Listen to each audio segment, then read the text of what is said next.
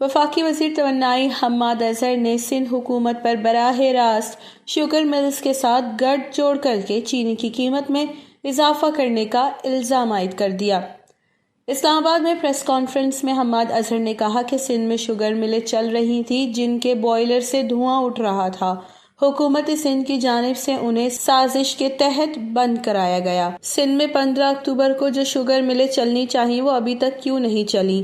رواں سال ایک بار پھر سندھ حکومت گنے کی کرشنگ میں تاخیر کر رہی ہے۔ گزشتہ سال بھی سندھ حکومت نے گنے کی کرشنگ میں تاخیر کی تھی۔ وفاقی وزیر نے کہا کہ رواں سال گنے کی بھرپور فصل ہوئی ہے۔ کسانوں کا ایک ہی خریدار ہے، وہ شوگر ملز ہیں۔ سندھ میں 15 اکتوبر تک شوگر ملز چل جاتی ہیں۔ بوائلر چلا کر بند کرنے والی شوگر ملز کے نام ہمارے پاس موجود ہیں۔ سندھ حکومت چینی کی قیمت کم کرنے میں کردار ادا کرے۔ سندھ حکومت نے گزشتہ سال گندم ریلیز میں تاخیر کی۔ ہمیشہ آٹے کی قیمت سندھ میں زیادہ اور پنجاب میں کم ہوتی ہے۔ گٹھ جوڑ سے ہمیشہ قیمت بڑھائی جاتی ہے اور کمیشن لیا جاتا ہے۔